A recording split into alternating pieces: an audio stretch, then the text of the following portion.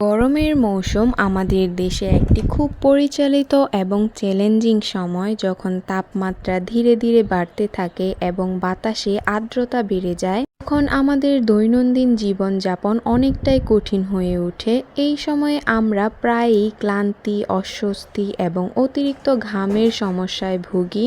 এই গরমে আরামদায়ক থাকার জন্য সঠিক পোশাক নির্বাচন করা অত্যন্ত গুরুত্বপূর্ণ।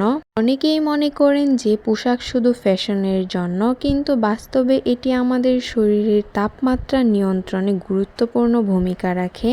সঠিক কাপড় নির্বাচন করলে আমরা গরমেও স্বস্তি অনুভব করতে পারি এবং সুস্থ থাকতে পারি। গরমে সবচেয়ে গুরুত্বপূর্ণ বিষয় হলো কাপড়ের উপাদান নির্বাচন। প্রাকৃতিক ফাইবার যেমন সুতি বা কটন কাপড় গরমের জন্য সবচেয়ে উপযোগী। এটি খুব সহজেই বাতাস চলাচল করতে দেয় এবং শরীরের ঘাম শোষণ করে আমাদের ঠান্ডা রাখে। কটনের পাশাপাশি লিনেন কাপড়ও খুব ভালো একটি অপশন। এটি হালকা, শ্বাস প্রশ্বাস গ্রহণযোগ্য এবং দ্রুত শুকিয়ে যায়। অন্যদিকে সিনথেটিক কাপড় যেমন পলিস্টার বা নাইলন গরমে পরা উচিত নয়, কারণ এগুলো ঘাম আটকে রাখে এবং শরীরকে আরও অস্বস্তিকর করে তোলে। ফলে ত্বকে র্যাশ বা চুলকানির সমস্যা দেখা দিতে পারে। এরপর আসে পোশাকের ডিজাইন এবং ফিটিং। গরমে ঢিলেঢালা পোশাক পরা সবচেয়ে ভালো, কারণ এতে শরীরের চারপাশে বাতাস সহজে চলাচল করতে পারে। টাইট বা আর্ট শার্ট পোশাক শরীরের সাথে লেগে থাকে এবং ঘাম জমিয়ে রাখে, যা অস্বস্তি বাড়ায়।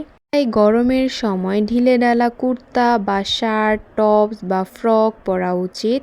মেয়েদের জন্য লুজ কামিজ বা কুর্তি এবং ছেলেদের জন্য ঢিলেঢালা পাঞ্জাবি বা শার্ট খুবই উপযোগী।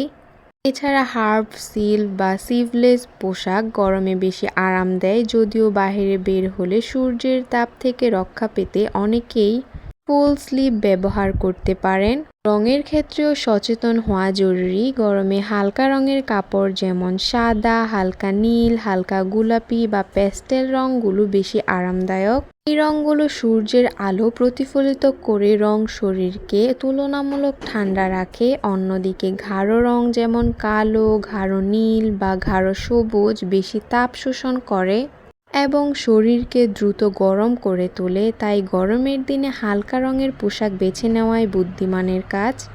গরমে আরামদায়ক থাকতে শুধু কাপড়ে নয়, আনুষঙ্গিক বিষয়গুলোর দিকেও নজর দিতে হবে। যেমন বাইরে বের হলে ছাতা, সানগ্লাস বা ক্যাপ ব্যবহার করলে সূর্যের তাপ থেকে কিছুটা রক্ষা পাওয়া যায়।